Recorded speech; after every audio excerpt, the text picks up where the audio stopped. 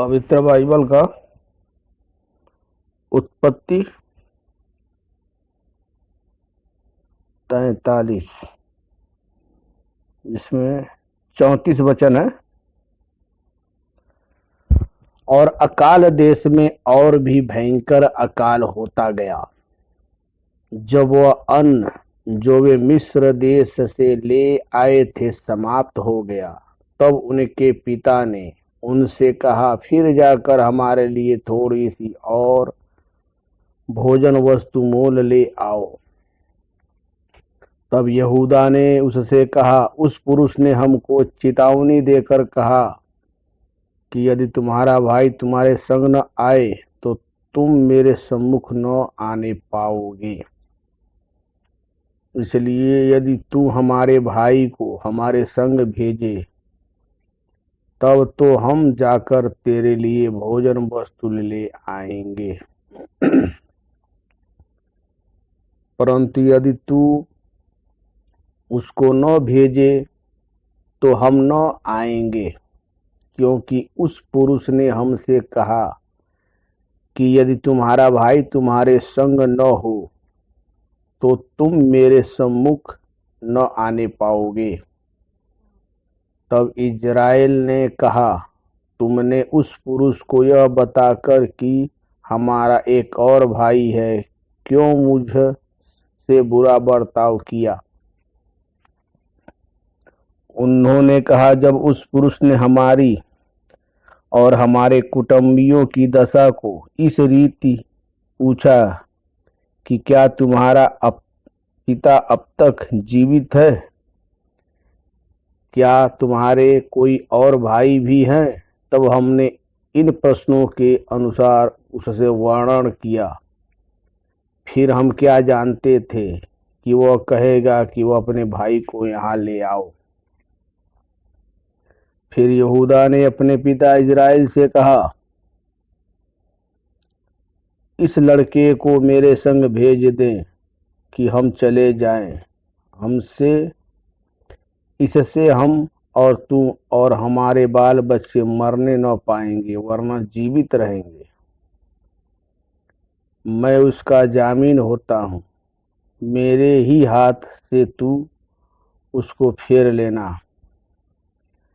यदि मैं उसको तेरे पास पहुंचाकर सामने न खड़ा कर दूं, तब तो मैं सदा के लिए तेरा अपराधी ठहरूंगा। और यदि हम लोग विलंब न करते तो अब तक दूसरी बार लौट आते। तब उनके पिता इस्राएल ने उनसे कहा, यदि सचमुच ऐसी बात है तो यह करो, इस देश की उत्तम उत्तम वस्तुओं में से कुछ अपने बोरों में उस पुरुष के लिए भेंट ले जाओ, जैसे थोड़ा सा बलसाल और थोड़ा सा मधु और कुछ सुगंध द्रव और गंधरस, पिस्ते और बादाम। फिर अपने अपने साथ दूना रुपए ले जाओ, और जो रुपया तुम्हारे बोरों के मुंह पर रखकर फेर दिया गया था उसको भी लेते जाओ। कदाचित यह भूल से हुआ हो। और अपने भाई को भी संग लेकर उस पुरुष के पास फिर जाओ, और सर्वशक्तिमान ईश्वर उस पुरुष को तुम पर दयालु करेगा, जिससे कि वह तुम्हारे भाई को और बिन्यामीन को भी आने दे। और यदि मैं निर्वश हुआ तो होने दो। तब उन मनुष्यों ने वह भेंट और दूना रुपया और बिन्यामीन को भी संग लिया और चल दिए, और मिस्र में पहुंचकर यूसुफ के सामने खड़े हुए। उनके साथ बिन्यामीन को देखकर यूसुफ ने अपने घर के अधिकारी से कहा, उन मनुष्यों को घर में पहुंचा दो और पशु मार के भोजन तैयार करो, क्योंकि ये लोग दोपहर को मेरे संग भोजन करेंगे। तब वो अधिकारी पुरुष यूसुफ के कहने के अनुसार उन पुरुषों को यूसुफ के घर में ले गया। जब ये यूसुफ के घर को पहुंच गए, तब वे आपस में डर कर कहने लगे कि जो रुपया पहली बार तुम्हारे बोरों में फेर दिया गया था, उसी के कारण हम भीतर पहुंचाए गए हैं, जिससे कि वह पुरुष हम पर टूट पड़े और हमें वश में करके अपने दास बनाए और हमारे गदहों को भी छीन ले। तब ये यूसुफ के घर के अधिकारी के निकट जाकर घर के द्वार पर इस प्रकार कहने लगे कि हे हमारे प्रभु, जब हम पहली बार अन्न मोल लेने को आए थे, तब हमने सराय में पहुंचकर अपने बोरे को खोला, तो क्या देखा कि वह एक एक जन का पूरा पूरा रुपया उस बोरे के मुंह पर रखा है। इसलिए हम उसको अपने साथ फिर लेते आए हैं और दूसरा रुपया भी भोजन वस्तु मोल लेने के लिए लाए हैं। हम नहीं जानते कि हमारा रुपया हमारे बोरों में किसने रख दिया था। उसने कहा, तुम्हारा कुशल हो, मत डरो, तुम्हारा परमेश्वर जो तुम्हारे पिता का भी परमेश्वर है, उसी ने तुमको तुम्हारे बोरों में धन दिया होगा। तुम्हारा रुपया तो मुझको मिल गया था। फिर उसने सीमोन को निकाल कर उसके संग कर दिया। तब उस जन ने उन मनुष्यों को यूसुफ के घर में ले जाकर जल दिया। तब उन्होंने अपने पांव को धोए। फिर उसने उनके गदहों के लिए चारा दिया। तब वह यह सुनकर कि आज हमको यही भोजन करना होगा, उन्होंने यूसुफ के आने के समय तक अर्थात दोपहर तक उस भेंट को इकट्ठा कर रखा।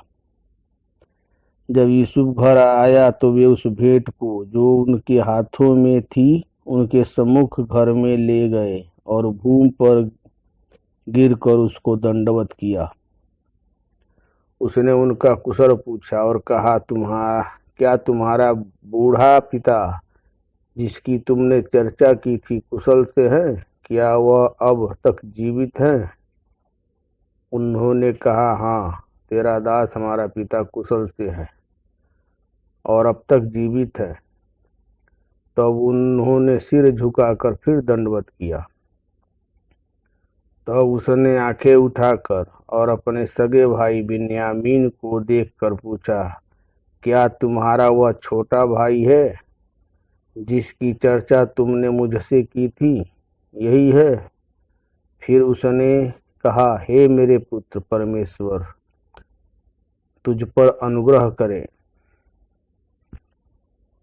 तब अपने भाई के स्नेह से मन भर आने के कारण और यह सोचकर कि मैं कहाँ जाकर रोऊं, यूसुफ फुर्ती से अपनी कोठरी में भाग गया और वहां रो पड़ा।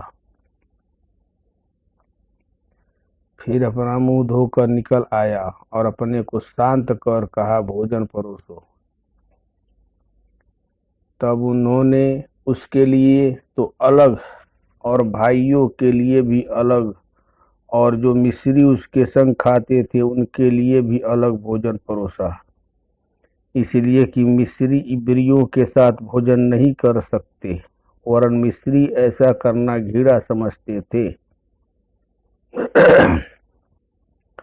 सो यूसुफ के भाई उसके सामने बड़े बड़े पहिले और छोटे छोटे पीछे अपनी अपनी अवस्था के अनुसार क्रम से बैठाए गए। यह देख वे विस्मित होकर एक दूसरे की ओर देखने लगे।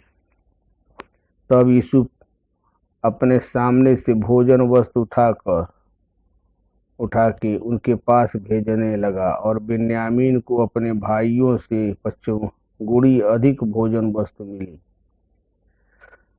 और उन्होंने उसके संग मनमाना खाया पिया।